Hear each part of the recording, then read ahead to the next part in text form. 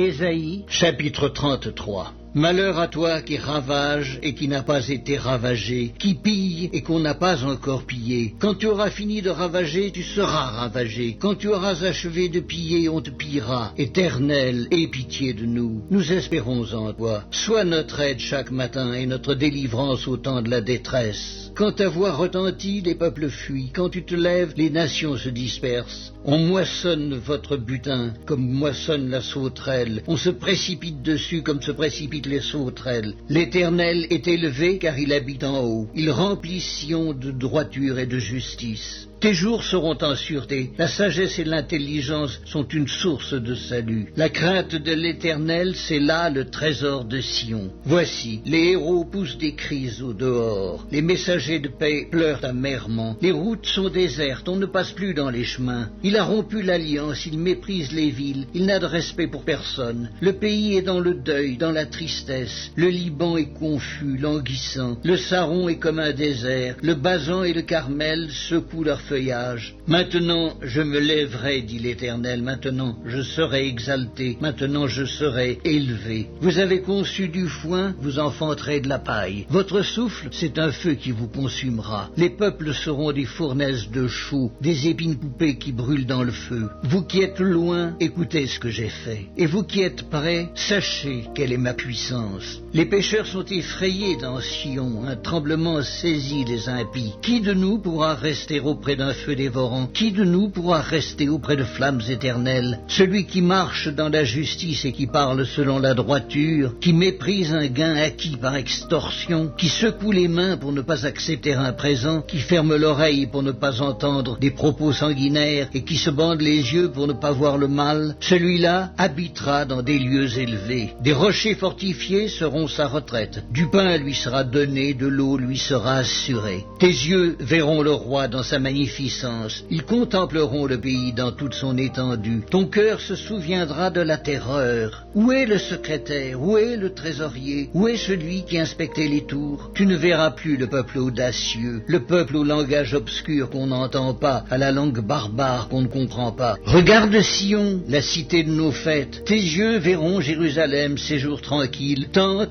qui ne sera plus transportée, dont les pieux ne seront jamais enlevés et dont les cordages ne seront point détachés. C'est là vraiment que l'Éternel est magnifique pour nous. Il nous tient lieu de fleuves, de vastes rivières, où ne pénètrent point de navires à rames et que ne traverse aucun grand vaisseau. Car l'Éternel est notre juge, l'Éternel est notre législateur, l'Éternel est notre roi. C'est lui qui nous sauve. Tes cordages sont relâchés, il ne serre plus le pied du mât et ne tendent plus les voiles. Alors on partage la dépouille d'un immense butin. Les boiteux mêmes prennent part au pillage. Aucun habitant ne dit « je suis malade ». Le peuple de Jérusalem reçoit le pardon de ses iniquités.